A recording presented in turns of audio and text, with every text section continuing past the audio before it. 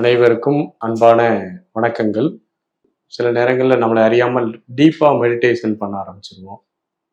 கண்களை மூடி நல்ல தளர்வாக உட்காந்து நம்ம மெடிடேட் பண்ணிட்டு இருக்கும்போது சில நேரங்களில் நம்மை அறியாமல் ரொம்ப டீப்பாக போகும்.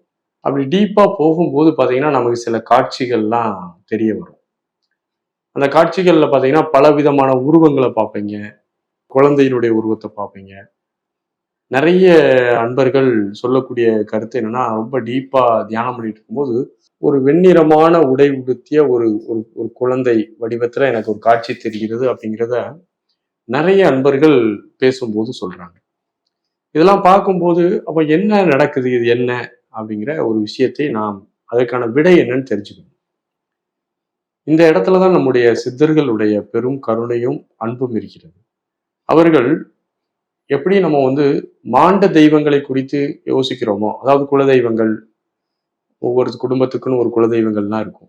அதை பத்தி நான் பேசுறது மாதிரி சித்தர்கள் மனித சமுதாயத்திற்கென்று தன்னுடைய மனதினுடைய ஆற்றலினுடைய மிகுதியினால் பிரபஞ்ச சக்தியை திரட்டி சூட்சுமமான முறையில் சில தேவதைகள் தேவர்களை சைக்கிக்கா உருவாக்குறாங்க. அப்படி சைக்கிக்கா உருவாக்கக்கூடிய அந்த தெய்வதைகளுக்கும் தெய்வங்களுக்கும் பெயர் மாலா தெய்வங்கள் என்ற ஒரு கேட்டகரி. நிறைய மாலா தெய்வங்களை உருவாக்குறாங்க. அந்த தெய்வத்திற்கு ஒரு கேரக்டர்ஸ் கொடுத்துருவாங்க, லைஃப் கொடுத்துருவாங்க, சில சக்திகளை கொடுத்துருவாங்க.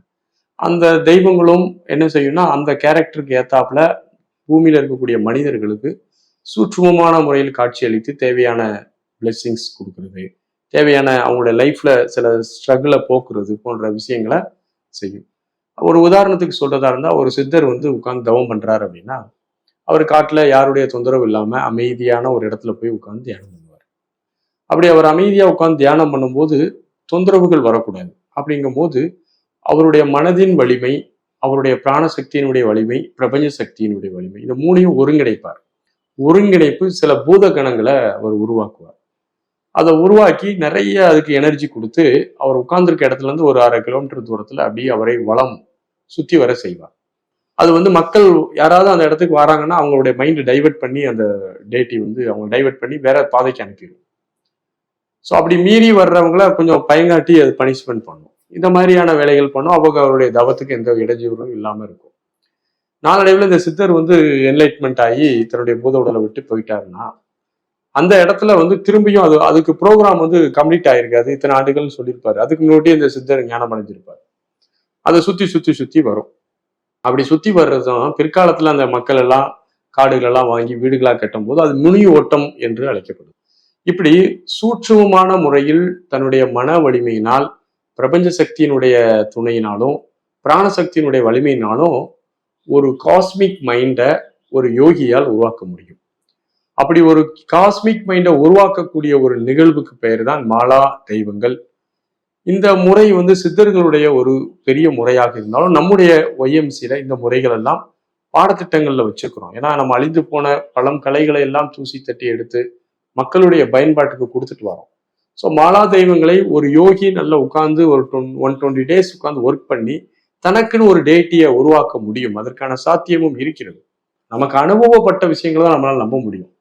ஒரு விஷயம் நமக்கு தெரியலங்கிறதுனால பொதுவா இல்லைன்னு சொல்லிட முடியாது. அதனால சூட்சுமமா இந்த பிரபஞ்சத்துல பல ரகசியங்கள் இருக்கின்றன. மனிதனுடைய அறிவோ ஒரு எல்லை கட்டியது. அவன்கிட்ட இருக்கக்கூடிய புலன்களோ ஒரு குறிப்பிட்ட அளவுதான் பார்ப்பதற்கும் கேட்பதற்கும் உணர்வதற்கும் தகுதியாக இருக்கிறது.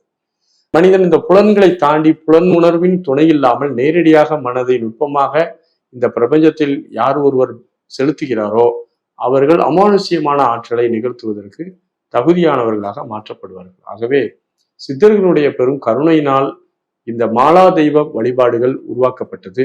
நிறைய தெய்வங்கள் இருக்கிறது. உடலோட இருந்து பூமியில வாழ்ந்து இறந்து போனதை மாண்ட தெய்வம் என்றும், உடல் பிறக்காமல் சித்தர்களுடைய மன வலிமையினால் சூட்சுமமான முறையில் காஸ்மிக் மைண்டை உருவாக்கி இந்த பிரபஞ்சத்துக்கு நன்கொடையாக வழங்கப்பட்டவை மாலா தெய்வங்கள் என்றும் அழைக்கப்படுகின்றன.